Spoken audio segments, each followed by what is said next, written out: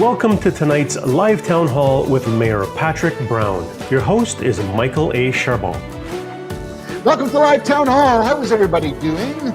Getting a little bit of COVID, right? Hopefully everybody's feeling a lot better. This is Live Town Hall. My name is Michael A. Charbon. Pleasure to be here with you. Every last Tuesday of the month, we sit down and spend an hour with the Mayor of Brampton, Mr. Patrick Brown. Let's see, is the Mayor on the line? Yes, we do. I am. Mayor Brown, how are you, sir? Good. Very good. Generally, at this portion, I always ask you, have we reviewed any of the questions? You have no idea what I'm going to ask you. We haven't been submitted any questions, and I have no idea. But for a change, I actually saw you once this month. You did, and that's an excellent point. And we're going to roll this little tape because we have a very wonderful announcement that we want to bring to people if they haven't had the opportunity to already know. Here at South Fletcher's Sportsplex in Brampton with Mayor Patrick Brown with a very important message. Well, very exciting today. We are renaming South Fletcher's after former Mayor Susan Fennell to honor her legacy and her devotion to the city of Brampton, and just very special for our council to recognize her years of service. And this was actually a motion unanimously adopted by our city council. There's a lot of people who have built Brampton, and it's important to recognize those who have sacrificed a lot through their lives to better our city. The former mayor, Madam Mayor Susan Fennell, has a sportsplex named after her. What an honor and a contribution that Mayor Fennell did to the city of Brampton. This is quite an honor, and you've done so much for the city. How does this make you feel? Well, I couldn't be more proud today. I couldn't be more humbled today. I couldn't be more... I want to thank the people of Brampton, and I certainly want to thank this mayor and council for this honor. There isn't a day I regret. I loved my role here with the people of the city of Brampton, and this was my first recreation center that I had some influence over finishing and the elements within. So it really means a lot to me to change the name and now be called the Susan Fennell Sportsplex. There's been many things that, Susan, you've accomplished for the city of Brampton, one being the Rose Theatre, your dedication to hockey, and so much more. How does it feel to finally have something with your name on it that will stand the test of time, very much acknowledging all the great things that you did for the city? Well, it really is. It's indescribable, this feeling right now, and to have my son Joe here, my husband John and Mike here, it's just... It's hard to put into words. Every time I see a Zoom bus go down the street, I'm proud to be the Zoom mayor. I'm proud to be the Rose Theatre mayor. I'm proud to have been the People's Mayor. The Susan Fennell Sportsplex. You know, that was really great. I actually had the opportunity to know Susan quite well personally. I've worked with her on several projects, the NAHL, the hockey. And I'd say one of the most important things that the city did, which I was so proud of, and I think you had a great part in that, Mayor Brown, was the apology to Susan Fennell after she was railroaded by the press and a couple of people who took her down a very terrible road, and all the good things that she did. I thought that was a really good thing that you and council did. And I think it's interesting when you think about Fletcher's Sportsplex. One of the first community centers that Susan actually created has her name on it. So hats off to you and hats off to the council for doing that, really. I wanted to ask you, first of all, citystudios.ca, to all the folks that are watching, we're doing this on Facebook. We're doing this on YouTube. If you have any questions or comments, you can go to citystudios.ca/Ask Brown. We do this every last Tuesday of the month, and we sit down and take your questions and some other questions as we're going to talk to Mayor Patrick Brown. I wanted to ask you right off the top, Mayor Brown, the election just took place, $610 million 5 months later, and we got the same results, basically. 3 incumbents and 2 newbies. Is this going to change federally from a standpoint of Brampton's positioning? Is this going to change anything for us? Can we look to those things that we asked about, the development in that? Is anything going to change? So elections are important. It's an opportunity to have serious conversations about different policy topics. We maximized the opportunity in Brampton. We presented a list of all our current applications before the Government of Canada, asked the various parties to sign on for them. We actually have $1.3 billion in pending applications. And all 5 elected MPs signed the pledge. So that's a great starting point for getting those getting support in Ottawa for these important city initiatives, from the LRT extension to rapid bus transit on Queen, to the cybersecurity accelerator, to our active transportation master plan, to electrifying our transit facility. There's some key projects that we need federal partnership on. So I'm elated that the new MPs have signed on to that. And I think we rightly asserted Brampton perspective into the federal election campaign to make sure that the parties were aligned with our aspirations.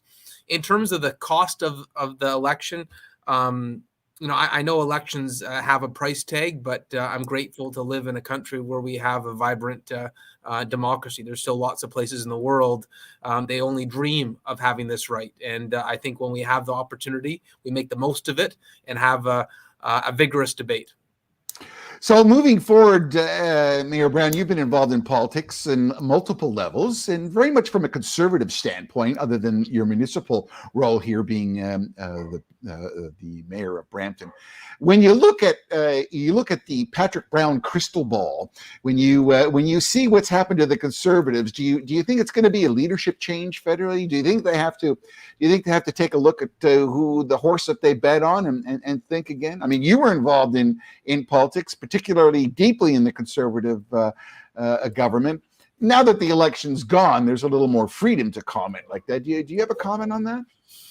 Well, I'm trying to stay out of partisan politics and focus on the city of Brampton. The commentary I would offer to the Conservative Party, if anyone asks, is follow the example of Bill Davis. And I did have a conversation with Aaron O'Toole a month or two ago, and my advice to him is that the best example for the way conservatism should be is the former Premier Davis. And he was pragmatic, he was thoughtful, he helped build the social infrastructure of the province, while at the same time being very careful with taxpayer dollars. I thought he left an incredible legacy, and I think anyone who aspires to be a successful premier or prime minister can learn from his example, which was actually less partisan. It's odd to ask someone who wants to be partisan that they should be less partisan, but I really think that is the standard that Aaron or whoever follows them should aspire to achieve.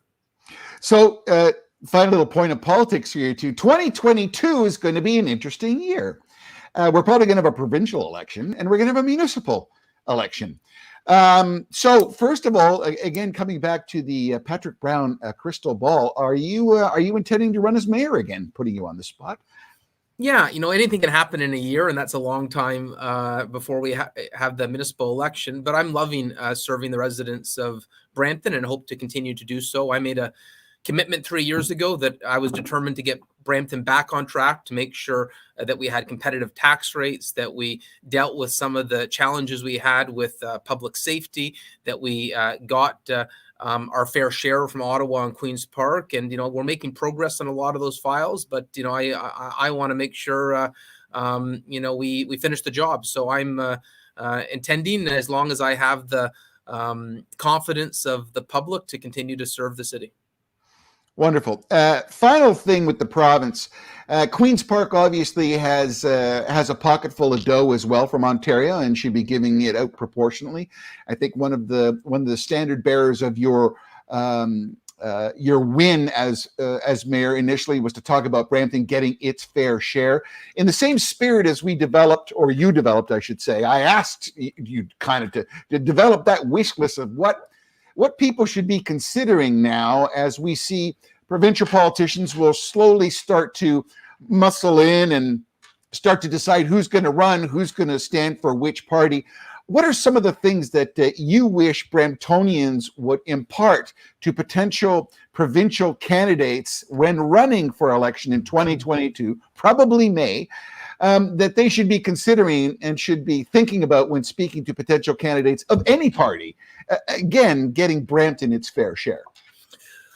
So about a year ago, I had dinner at Doug Ford's house, and I had a very blunt conversation with him in terms of what I expected for Brampton and what I thought the city merited. And we talked about getting the phase 2 of the Osler project off the ground, that we need to build that second hospital. It was, an embarrassment for a province as prosperous as Ontario that a city the size of Brampton didn't have adequate health care.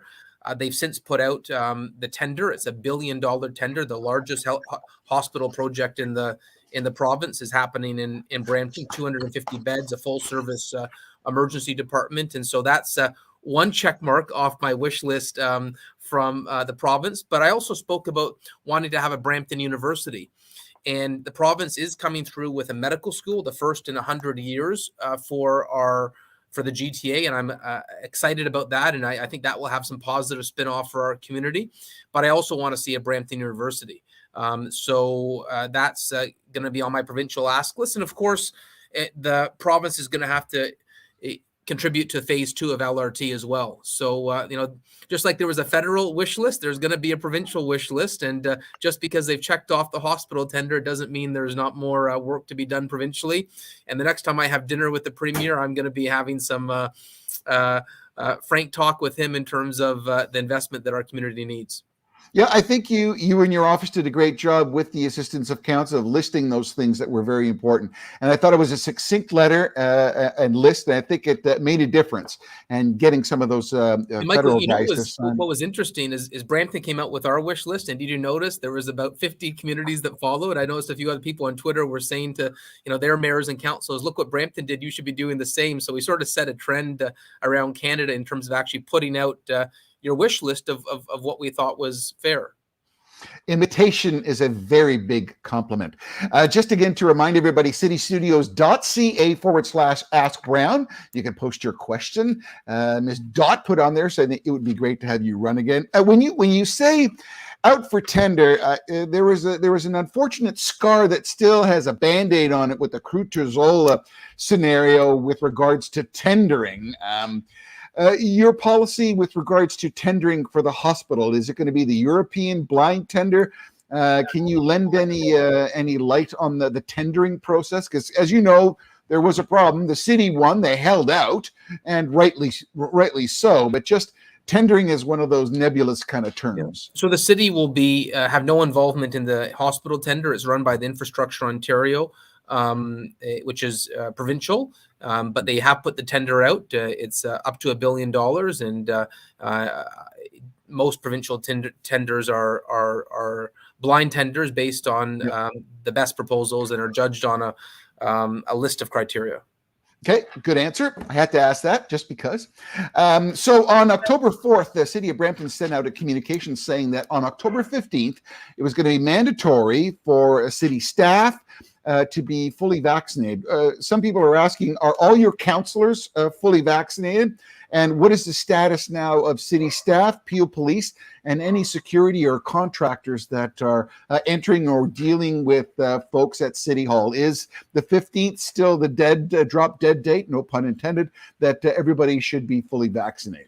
So the provincial policy that governs all municipalities is that anyone that enters a municipal facility, and it also goes beyond municipal facilities, but for the case of this conversation, municipal facilities, everyone has to be vaccinated, except for where there's daycare. So that could be libraries or to pay your bills. So, if you're going to the City Hall to pay your bills. But if you want to use a recreational facility, you have to be vaccinated. And so the Ford government did bring in vaccine passports to Ontario. So that is the law of the land today in Ontario. And it's sort of happening across the country and the world for that matter. And so I don't think it's a big surprise that it's come to Ontario. Mm-hmm. In terms of our employees, we've brought in a policy consistent with the city of Mississauga and the region of Peel that employees are encouraged to get vaccinated. And if they don't get vaccinated, they have to watch an educational video about the merits of vaccination.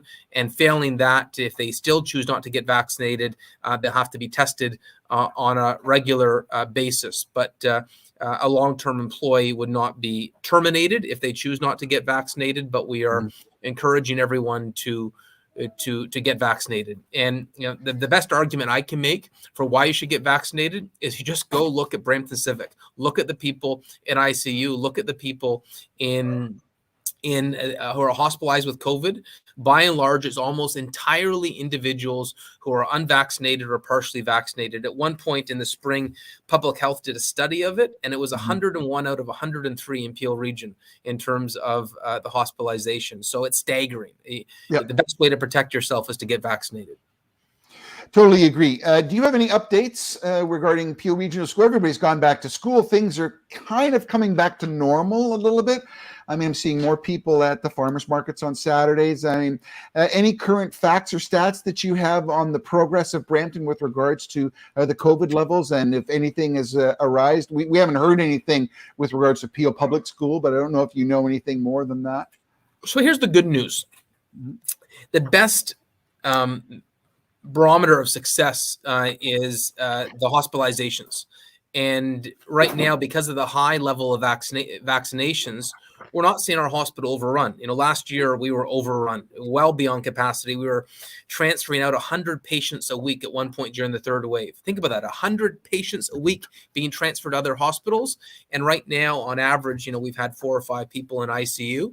And maybe a dozen or so in the hospital. And so the levels are manageable. Now, of course, I'd love to have no COVID patients in the hospital, but we're at manageable levels. And for that reason, I don't think we're going to see school closures or lockdowns like we saw last year, because the reason the government brought them in was really to make sure the hospital capacity wasn't overrun. And as long as that's not threatened, I believe we're learning to live with COVID. And the best way to ensure that the hospital will never be overrun again is to continue to get the vaccination levels up to a point that we've reached herd immunity, and we still have some ways to go for that goal. We do need to get more people vaccinated if we want to see the total population vaccinated at 90%. Yep. Just a reminder, citystudios.ca/Ask Brown. And we can post your comment. If you're watching this on Rewind, you can also leave a comment at our next show that we can get it pulled up. Here we go. Hello, Mr. Brown. You and Council are doing a great job. Hugs from Santa. Oh my God. Well, when Santa agrees with you, that's a good sign. I've got a special helper in my office today. He's sort of walking around and playing with everything. That's Theodore. And I'm sure he'd be very happy to know that Santa agrees. You want to say hi? Theo? Santa says we're doing Theodore. A good job. Oh, how are you, Theodore? He's like, this is not fun. He wants to get back to playing with my cricket bats in the office. Okay.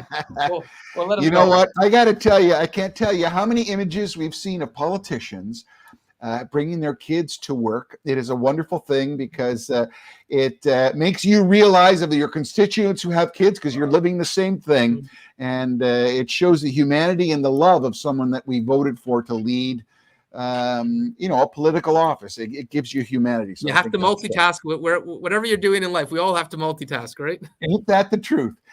So Brampton BIA, they won big, $16.6 million. They won 320 businesses, about 140 property owners are going to benefit from what City Council passed. It was kind of categorized as a downtown beautification process. There's some people that are wondering, how is $16.6 million going to make it look better, generate jobs? How is that going to attract more people to the downtown? As of late, I mean, the downtown definitely does need a little bit of a polish. We have seen businesses who have left because of the situation that we've gone through in COVID, rightly so, because it's not anything that they could deal with. Can you give our folks at home a little bit of an idea of what that money is going to be spent on, and how that's going to benefit?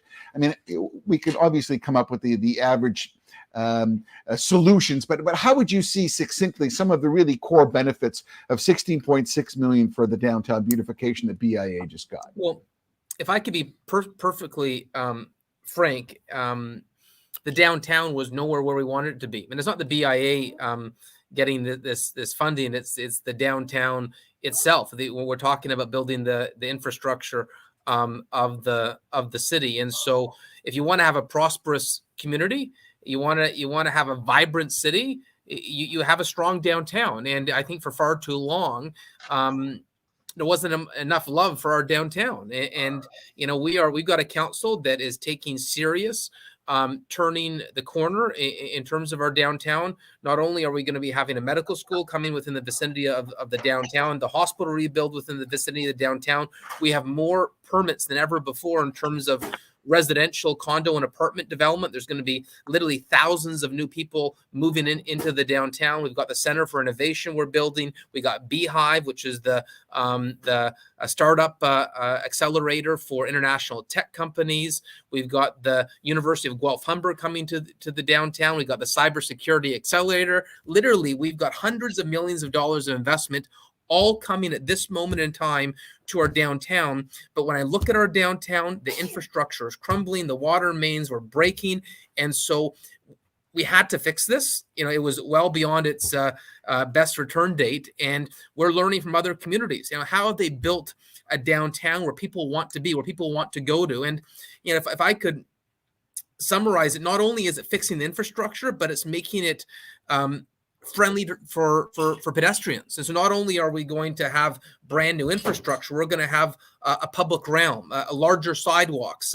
We're going to have a downtown where you can easily host events. And so envision a downtown like they have in Oakville is a better example in terms of what I believe we can be. I got to tell you, Gage Park is an absolute diamond in the rough, not only during the summer months, because it's just a lovely place. I mean, putting on concerts. Missed all that. That didn't occur this year because of the pandemic. I'm hoping that when skating season comes, something can happen, because I think that beautiful skating situation that you have at Gage Park is absolutely unique to Brampton, and something that's very, very wonderful. And I'm very much looking forward to seeing people coming back to Gage Park and engaging, because that was such a vibrant piece of Brampton, just the social premise of it all and entertainment. And that I thought Gage Park is really a gem. It's a beautiful spot, and once we're through COVID and we can have larger events, I'm really looking forward to. I think Theo's picking up the phone. Are you calling someone, Theo? Why don't you let Daddy handle the phone? And we'll. No, okay. He's got to work too. Good. He's got to make. I think it's all good. September 30th was going to be a National Day of Reconciliation. Was there something that Brampton was going to do to celebrate that or to acknowledge that? Yeah, so our council passed a resolution. It's going to be a municipal holiday as well. We're having a programming throughout the week focused on learning, educating ourselves, and it's going to be the first in our community. I think you're going to get 911. You may get Police Chief Bill Boyles is going to come and see you in a minute. There we go. Look what you did to the kid. He wanted to be part of it too. Yeah, of course he did. Yeah, no, we're going to have a significant celebration this year of our Indigenous communities, but more than celebrating our Indigenous communities, it's really about reflecting on the past, and in many cases, it's a horrifying past. If you look at the discoveries of the fatalities on residential schools, we're all taken aback by this black mark in Canadian history, and so this is a learning opportunity to better understand the bad and the good in Canadian history. Yeah, I think it's something to celebrate. We have to celebrate our Indigenous past. So, once he gets the note to order pizza, you're in trouble.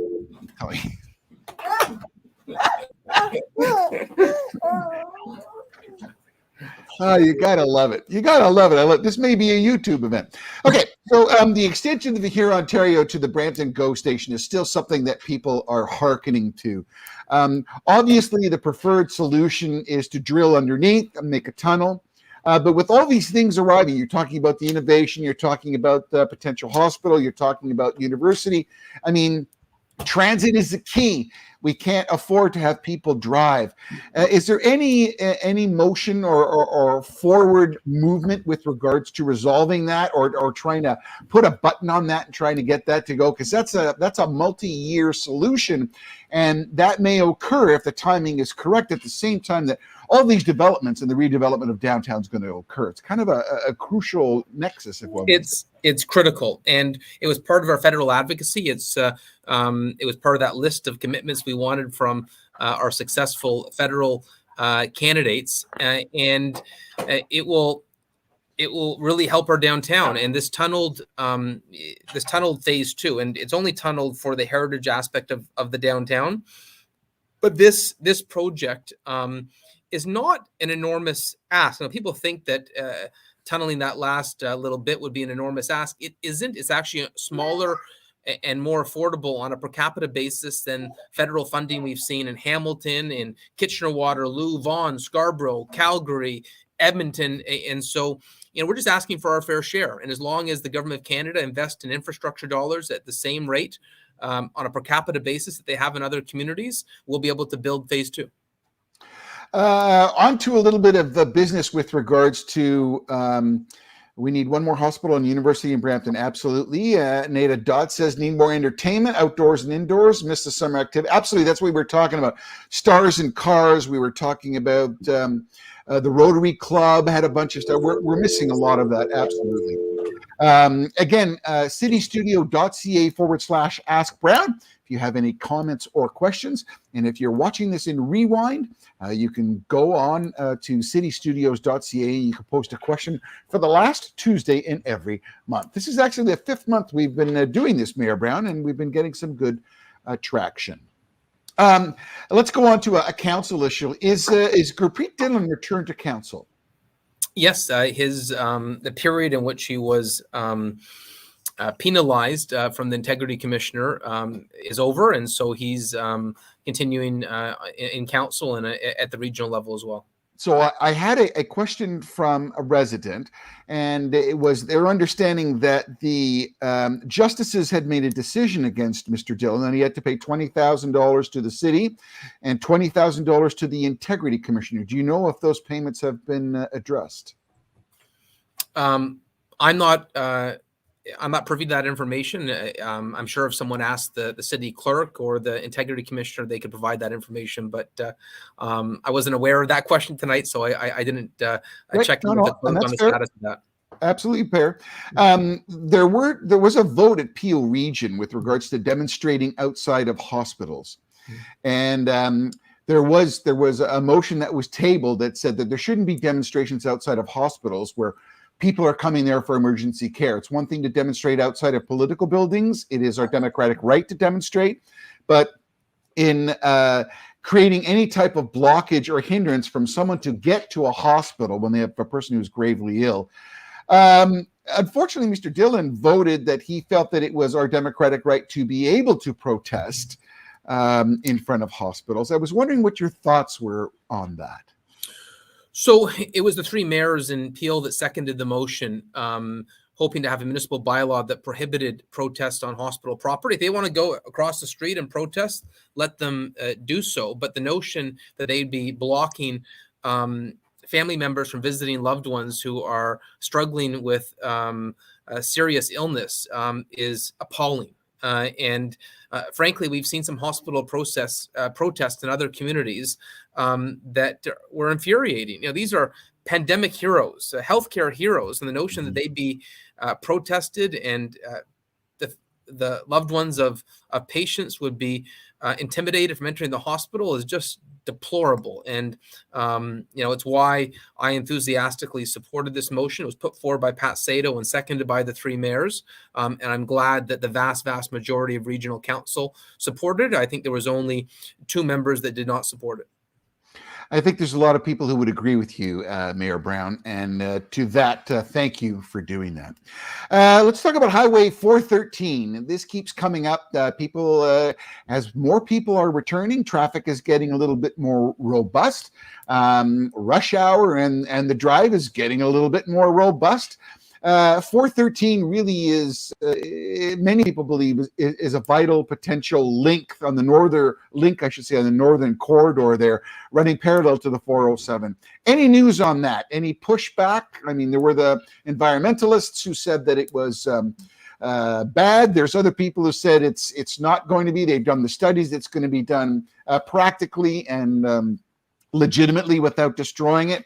Any comments from you So or your office? we've had a big debate on this over the last few years, and about 4 or 5 months ago, the province or the federal government announced they were going to be doing an environmental assessment on it. So that's going to hold the entire debate for several years while they do their own due diligence. Very rare for there to be a federal environmental assessment on a project of this nature, but that's what we're looking at. So everything is on hold until that is over. How long do you figure that'll take to conclude that? It could be 2 years, 3 years, 5 years. Jeez. Okay, well, that answers a bunch of people's questions. Speaking of questions, let's take a first question from Ivan here. Ivan?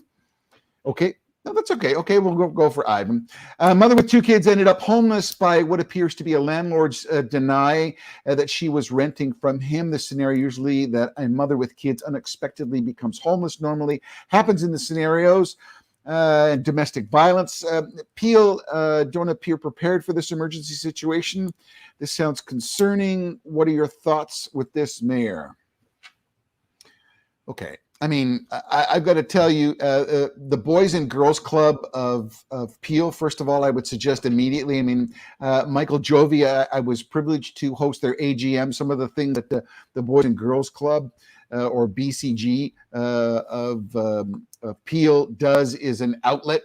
I guess this question is more towards you with regards to what kind of services does the city of Brampton avail to a mother with a kid who is, or with children, is put out? So just reading the note here as it came up on the screen and sort of flashed on and off, but there is rising rates of domestic violence. We do have some services. There's Interim House that provides a safe space for those fleeing domestic violence. Obviously, we need to have more supports for those in such horrible situations.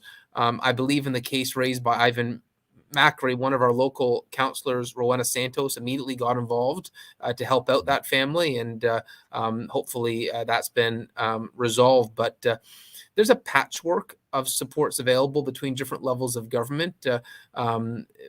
But I think we're starting to see more focus on making sure that there's adequate supports for those fleeing domestic violence, because it takes real courage to actually leave that environment, and we have to make sure that those supports are adequate. So the starting point, I would say, you mentioned Boys and Girls Club, but Interim House is a great support as well. Yeah, I have to say, with the advent of COVID, more people staying at home, and previously with kids staying at home, the volume has gone up. The pressure has gone up for many people, and unfortunately, it just becomes more abrasive. So there's always outlets. It's our number one call volume. So would one say, if you knew of someone, again, BGC Peel, Boys and Girls Club of Peel is one outlet, what would be your first path of access? I mean, obviously, you're city councillor. I mean, you were talking about Councillor Rowena Santos as an outlet. What would be one of your first outlets of solution to this if someone came across this? Interim House. Interim House. Okay. I hope that answers your question. But also the Peel Police. We have specialized units dealing with domestic violence, and so the Peel Police can help you through escape an environment like that. Good advice. Good advice. Faz, let's put up our next question. We have one more question. Again, if you have questions, it's citystudios.ca/Ask Brown. What is the city plan for the Heritage Theatre and the building adjacent to the iconic building? There's a good question. So we're going to have a downtown session sort of unveiling the larger plan for some of those buildings. Obviously, there were some architectural concerns in that area where there was channels under some of the building. So the worry was some of those buildings could have fallen in, but we've done our due diligence so that we can have a broader public space there. But stay tuned, because we're going to have another downtown information session to really highlight how we're going to piece all these puzzles together, because the city has acquired some new assets in the downtown. It's just a little bit after 7:30. There's no sense to stretch, but I wanted to give you an opportunity just before we close. Is there something else that you would like to bring up to the folks in Brampton? Is there something happening City Hall-wise, a vote or a discussion that people should be tuned into? I mean, they can see it now live broadcast on the web. I mean, you have a whole ability to be able to watch City Council proceedings. Is there something that's coming up that people of Brampton should pay attention to? Well, the last issue I'll just flag for everyone is that I'm working with other GTHA mayors, the chair of Durham Region, John Henry, John Tory in Toronto. We're really putting a collective push on bail reform. There's been far too many instances in Peel Region, but across the GTHA where individuals are arrested and then released and recommit offenses. So stay tuned because you're going to see a more concerted effort to lobby for changes to bail. We had the high-profile case in Brampton with Henderson Bellman, where an individual was murdered after the person responsible was released 5 times on bail. And now last week there was the Toronto police officer who was a Brampton resident who was murdered, first-degree murder at the parking garage in Toronto, and the person who allegedly committed that offense, was released on bail. And so there's just too many examples of this, and I believe it speaks to a revolving door of nature of our justice system, and we need to close those loopholes. We can't have the same people committing the same offenses again and again and again. How disheartening is it for the police officers that do the investigative work to bring the individuals behind bars only to see them released and commit an offense again? It's infuriating.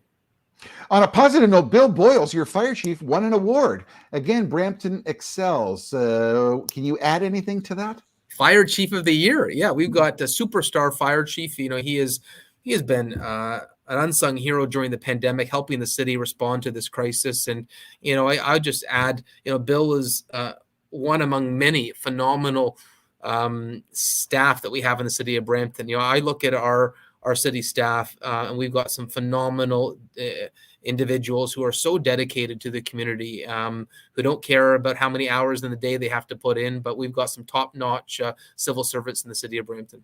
And if memory serves me correct, I think Brampton had the very first electric fire truck as well. We just passed a resolution to that effect that we'll be acquiring the first electric fire truck in Canada, just like we were going to become the greenest transit fleet in the country. Why not have the greenest fire fleet in the country as well? There you are, the greenest mayor in the city of Brampton, the greenest mayor in the country of Canada. Mayor Patrick Brown, thanks so much for spending time with us. This is Live Town Hall with Mayor Patrick Brown. You have an opportunity to leave a comment, a question. We meet every Tuesday, the last Tuesday of every month, and sit here and do a live broadcast both on Facebook and on YouTube. You can leave your questions and your comments at citystudios.ca/ask Brown. Special thanks to Don McLeod and Fazil Khan for working all the stuff and making the magic work in TV in the background. My name is Michael A. Charbon. Thanks so much for watching. Appreciate your time. Stay safe, and we'll talk to you at the end of next month. Thanks for watching.